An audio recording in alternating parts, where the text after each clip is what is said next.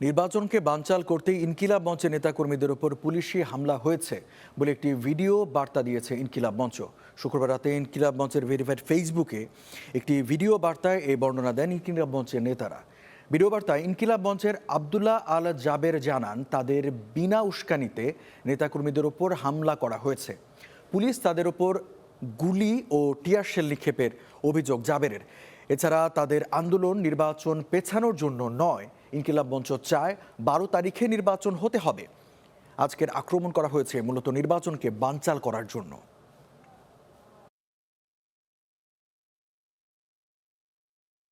পেছন থেকে পুলিশের কিছু সদস্য তারা অতর্কিত হামলা করেছে এবং আমাদের ভাইদেরকে রক্তাক্ত করেছে। তো আমরা ইনকিলাব মঞ্চের পক্ষ থেকে এর তীব্র নিন্দা জানাই। এই যে মাস্ক পরে নেম প্লেট খুলে যে হামলা, এই হামলা তো আমরা এবং হেলমেট পরে এই হামলাগুলো তো আমরা দেখেছি ফ্যাসিবাদী হাসিনার আমলে। তাহলে কি এখন যমুনা পাহারা দিচ্ছে বা যমুনায় বসে আছে কি হাসিনা সেই ফ্যাসিবাদী আমলের পুলিশ লিগ কিনা, সেটা আমরা জানতে চাই। শান্তাকে গলা চেপে ধরেছে এবং জুমার পুরো গালে তারা তাদের খামচি দিয়েছে আর কি, মানে এইটা কি, এবং বুট দিয়ে ওদেরকে রাস্তায় পাঠিয়েছে।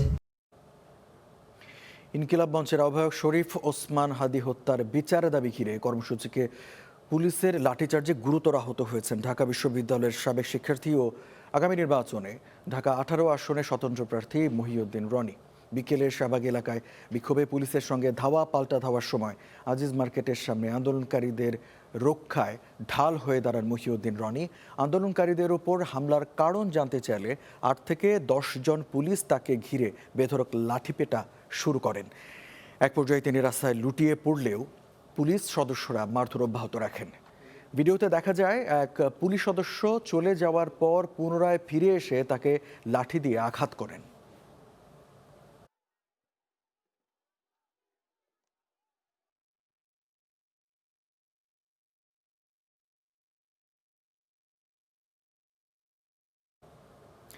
ইনকিলাব মঞ্চের কর্মীরা সড়ক থেকে সরে যাওয়ায় শাহবাগের পরিস্থিতি এখন স্বাভাবিক রয়েছে।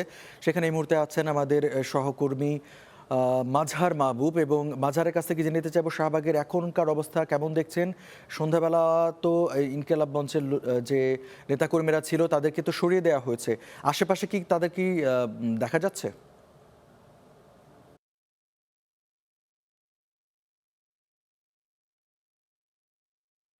শাহবাগের পরিস্থিতি যদি এখন বলতে হয় যে একেবারেই ফাঁকা এবং যান চলাচল স্বাভাবিক রয়েছে।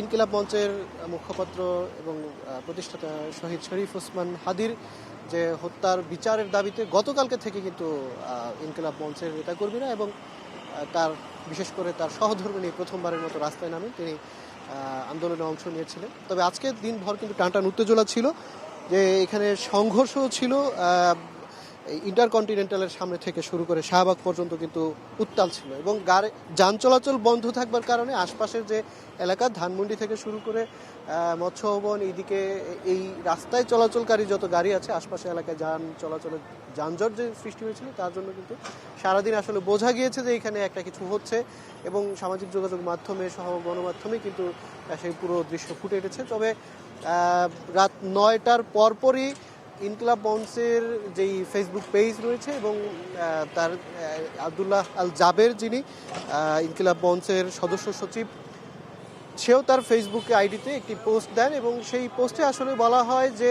আন্দোলনকারীদের সঙ্গে নিষিদ্ধ সংগঠন ছাত্রলীগের নেতাকর্মীরা বা আওয়ামী লীগের লোকজন মিশে গেছে, এবং তারা আসলে বিভিন্নভাবে এটিকে প্রশ্নবিদ্ধ করবার প্রচেষ্টা চালাচ্ছে। এটা কিন্তু ফেসবুক পোস্টে বলা হয়েছে। এবং আরেকটি ফেসবুক পোস্টে বলা হয়েছে যে নির্বাচন কোনোভাবেই বানচাল হতে দেওয়া যাবে না। এই কারণে তারা আপাতত আজকে যারা এখানে আন্দোলনরত ছিলেন তাদেরকে নিরাপদ স্থানে বা যার যার বাসায় ফিরে যাওয়ার নির্দেশনা কিন্তু দেয়া হয়েছে ফেসবুক পেজ পোস্টে। তারপরে আমরা যেটা দেখতে পেয়েছি যে মোটামুটি 11টা নাগাদ এখানে ইনকিলাব মঞ্চের যারা রয়েছেন, সারাদিন যারা আন্দোলন করেছেন হাদি হত্যার বিচারের দাবিতে, জাতিসংঘকে চিঠি দেওয়ার যে দাবি প্রধান উপদেষ্টা বরাবর, সেই দাবি তারা যে জানিয়ে আসছিলেন, সেই দাবিতে তারা যে অবস্থান কর্মসূচি নিয়েছিলেন সেটা মূলত মোটামুটি রাত 11টা পর্যন্ত এখানে ছিল। এবং রাত 11টার দিকে তারা একেবারেই ইনকিলাব মঞ্চ নেতাকর্মীরা শাহবাগ ছেড়ে এই জায়গা থেকে তারা চলে যান, যার যার জায়গা চলে যান। এরপরেই কিন্তু শাহবাগের যে যান চলাচল সেটি একেবারেই স্বাভাবিক হয়ে পড়ে এবং এইখানে আসলে সংঘর্ষের বা দিনভর যে এই জায়গায় একটা উত্তাল পরিস্থিতি ছিল, বিভিন্ন জায়গাতে হয়তো এলোমেলোভাবে ময়লা বা আবর্জনা পড়ে থাকা পরিস্থিতি, যে আসলে এইখানকার যারা সারাদিন এইখানে রিক্সা চালক বা অবস্থান করেন বা সারাদিন কর্মস্থলে থাকেন, তাদের আসলে যে কথাবার্তা এখনো পর্যন্ত যে সারাদিন যে পরিস্থিতি ছিল সেটা বোঝা যাচ্ছে। তবে ইনকিলাব মঞ্চের যে আন্দোলন সেটি কিন্তু এখন পর্যন্ত নেই। ইফতেখার। মাজহার মাহবুব, আপনাকে ধন্যবাদ।